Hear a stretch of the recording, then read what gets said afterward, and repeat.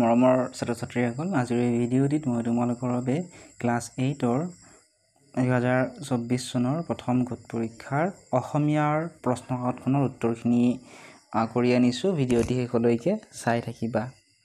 ক নম্বৰত দিছিলে প্ৰথম অসমীয়া বোলছবিখনৰ নাম কি? ইয়াৰ উত্তৰটো হৈছে প্ৰথম অসমীয়া বোলছবিখনৰ নাম হৈছে জয়মতী। খ নম্বৰ প্ৰশ্নটো প্ৰহ্লাদৰ পিতৃৰ নাম কি আছিলে? প্ৰহ্লাদৰ পিতৃৰ নাম আছিলে হিৰণ্যকশিপু। ক নম্বৰ প্ৰশ্ন ত্ৰিজগতৰ পতি বুলি প্ৰহ্লাদে কাক কৈছে? উত্তৰটো হৈছে ত্ৰিজগতৰ পতি বুলি প্ৰহ্লাদে হৰি অৰ্থাৎ ভগৱান বিষ্ণুক কৈছিলে।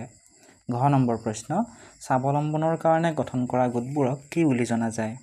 উত্তৰটো হৈছে স্বাৱলম্বনৰ কাৰণে গঠন কৰা গোটবোৰক আত্মসহায়ক গোট বুলি জনা যায়।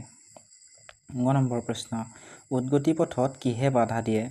উত্তৰটো হৈছে উদগতি পথত কুসংস্কাৰে বাধা দিয়ে।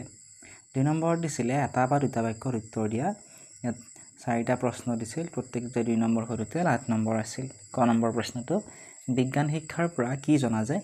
উত্তৰটো হৈছে বিজ্ঞান শিক্ষাৰ পৰা বস্তুৰ মূল তত্ত্ব জনা যায়। খ নম্বৰ প্ৰশ্ন দুৰ্জয় অভিযান বুলি কি বুজাইছে?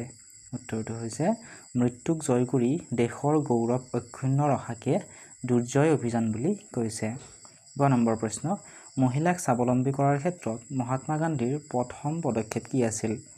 উত্তৰটো হৈছে মহিলাক স্বাৱলম্বী কৰাৰ ক্ষেত্ৰত মহাত্মা গান্ধীৰ প্ৰথম পদক্ষেপ খাদী উদ্যোগ আছিলে। ঘ নম্বৰ প্ৰশ্ন পিতৃক ক্ষমা কৰি দিবলৈ প্ৰহ্লাদে নৰসিংহৰূপী হৰিক কি বুলি কাকুতি কৰিছিল? উত্তৰটো হৈছে পিতৃক ক্ষমা কৰি দিবলৈ প্ৰহ্লাদে নৰসিংহৰূপী হৰিক কাকুতি কৰিছিল যে হে হৰি আমাৰ সকলোকে শুভ বুদ্ধি দি আপুনি আমাক ৰক্ষা কৰক আৰু পিতৃৰ দোষ মাৰ্জনা কৰক। দুখ হৈ আছে, দুখ হ'ব লাগিছিল, ঠিক আছে, শুদ্ধ কৰি ল'বা তোমালোকে।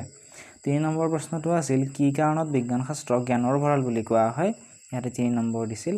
উত্তৰটো এনেদৰে লিখিবা যিবোৰ ঘটনা আমি দেখি আচৰিত হওঁ বা আনন্দিত হওঁ এই সকলোবোৰ কথাৰে প্ৰকৃতিৰ গুপ্ত তত্ত্বভেদ কৰি ইয়াৰ মূল কাৰণবোৰ জানিব পাৰি কেৱল বিজ্ঞান চৰ্চাৰ যোগেদি। সেয়েহে বিজ্ঞান শাস্ত্ৰক জ্ঞানৰ ভঁৰাল বুলি কোৱা হয়। নেক্সট কুৱেশ্যনটো আছিলে 4 নম্বৰ প্ৰসংগ সংগতি দৰ্শাই ব্যাখ্যা কৰা কুসংস্কাৰ উদগতি পথৰ এটা বাধা। উত্তৰটো এনেদৰে লিখিবা এই কথাফাকি বস্তু বিজ্ঞান অধ্যয়ন নামৰ পাঠটিৰ পৰা তুলি লোৱা হৈছে। মানুহৰ মাজত চলি অহা সকলোবোৰ কথাই যে সঁচা নহয়, বিজ্ঞানে তাৰ সঁচা মিছা প্ৰমাণ কৰিব পাৰে, এই কথা ক'বলৈ যাওঁতে এই কথাফাকি উল্লেখ কৰা হৈছে। প্ৰাচীন কালৰ পৰা মানুহেই মিছাৰ কথা কিছুমান সঁচা বুলি বিশ্বাস কৰি আহিছে, এইবোৰকে কুসংস্কাৰ বোলে। এনেধৰণৰ কুসংস্কাৰে জাতিৰ উদগতি পথ আৰু ব্যক্তিৰ কুসংস্কাৰে ব্যক্তিৰ উদগতি পথত বাধা দি আহিছে। এই কুসংস্কাৰবোৰ আঁতৰাবলৈ বিজ্ঞানে অহৰহ চেষ্টা কৰি আহিছে, কাৰণ বিজ্ঞানে কুসংস্কাৰ নিৰূপণ কৰি মানুহৰ ডাঙৰ উপকাৰ সাধন কৰে। 5 নম্বৰত দিছিল তলৰ শব্দবোৰৰ সমাৰ্থক শব্দ লিখা। ইয়াত দিছিলে মৃত্যু। মৃত্যুৰ সমাৰ্থক শব্দ হৈছে মৰণ বা দেহত্যাগ। পৃথিৱীৰ সমাৰ্থক শব্দ লিখিব পৰা ধৰিত্ৰী বা বসুন্ধৰা। মৰম শব্দটোৰ সমাৰ্থক শব্দ লিখিব পৰা প্ৰীতি বা চেনেহ।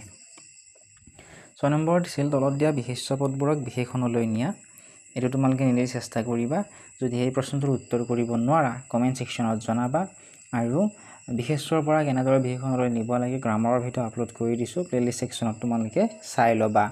7 নম্বৰত দিছিলে বিপৰীত অৰ্থ বুজোৱা শব্দবোৰ লিখা। ইয়াত দিছিলে আনন্দ। আনন্দৰ বিপৰীত হ'ব বিষাদ। কঠিনৰ বিপৰীত শব্দ হ'ব কোমল। ধ্বংসৰ বিপৰীত হ'ব সৃষ্টি। 8 নম্বৰত দিছিলে সন্ধি ভাঙা আৰু গঠন কৰা। ইয়াত দিছিলে স্বযোগধীন। স্বযোগধীন হ'ব স্বাধীন। উদ্যোগ নতিটো হ'ব উন্নতি আৰু দিগন্তটো হ'ব দিগ যোগ অন্ত দিগন্ত। 9 নম্বৰত বাক্য ৰচনা কৰিব দিছিল। ইয়াত দিছিলে আকাশ পাতাল। এনেদৰে লিখিবা যে দক্ষিণ কোৰিয়া আৰু উত্তৰ কোৰিয়াৰ জনগণৰ মাজত আকাশ পাতাল পাৰ্থক্য আছে, বা তোমালোকে বাক্যটো এনেদৰে লিখিব পৰা যে বিক্ৰম আৰু ধ্ৰুৱৰ মাজত আকাশ পাতাল পাৰ্থক্য আছে। দূৰ দূৰণি শব্দটোৰে লিখিব পৰা বুধবাৰে দূৰ দূৰণিলৈকে এজনো মানুহ দেখিবলৈ পোৱা নাছিলোঁ। আত্মবিশ্বাস শব্দটোৰে লিখিব পৰা আত্মবিশ্বাসী লোকসকলে কামবোৰ নিজৰ ধৰণে আৰম্ভ কৰে। 10 নম্বৰ প্ৰশ্ন তলত দিয়া শব্দবিলাক বহু বচনলৈ পৰিৱৰ্তন কৰা। একেবাৰে ইজি হয়, কমেণ্ট ছেকশ্যনত তোমালোকে জনাবা, ঠিক আছে।